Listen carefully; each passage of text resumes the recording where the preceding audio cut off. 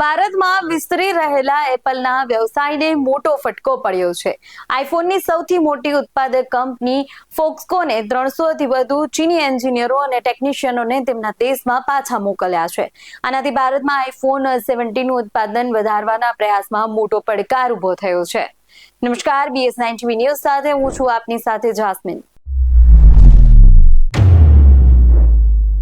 એક અહેવાલ અનુસાર છેલ્લા 2 મહિનાથી આટલી મોટી સંખ્યામાં ચીની સ્ટાફને પાછા મોકલ્યા પછી હવે દક્ષિણ ભારતમાં સ્થિત ફોક્સકોનના પ્લાન્ટમાં ફક્ત તાઇવાનના સ્ટાફ જ બચ્યા છે. આટલી મોટી સંખ્યામાં ચીની લોકોને પાછા મોકલવામાં આવ્યા બાદ ભારતમાં એપલના વ્યવસાયને ઝડપથી વિસ્તૃત કરવાના પ્રયાસોને અસર થવાની ધારણા છે.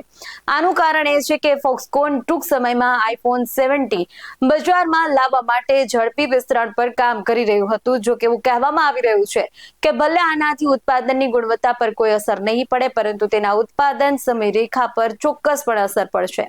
અહેવાલ અનુસાર ચીન સતત ભારત અને દક્ષિણ એશિયા પર દબાણ કરી રહ્યું હતું કે તેઓ ત્યાંથી આઈફોન ઉત્પાદન સંબંધિત ટેકનોલોજી અથવા પ્રશિક્ષિત સ્ટાફ ન મોકલે. અમેરિકા અને ચીન વચ્ચેના વેપાર તણાવ પછી આઈફોન વ્યવસાયને ત્યાંથી ખસેડવા અટકાવવાનો એક મોટો પ્રયાસ છે.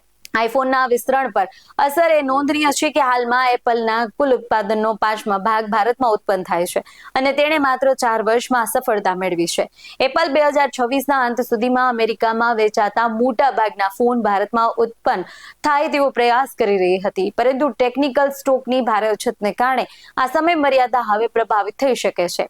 અગાઉ યુએસ રાષ્ટ્રપતિ ડોનાલ્ડ ટ્રમ્પે એપલ દ્વારા ચીનથી ભારત તરફ પોતાના વ્યવસાય ખસેડવા બદલ ટીકા કરી હતી અને કહ્યું હતું કે તેઓ ઈચ્છે છે કે એપલ અમેરિકામાં તેની ઉત્પાદન ક્ષમતાઓનો વિસ્તાર કરે. આ સાથે જ સતત રાજદ્વારી વાટાઘાટો છતાં ભારત અને ચીન વચ્ચેના સંબંધોમાં ખટાશ રહી છે.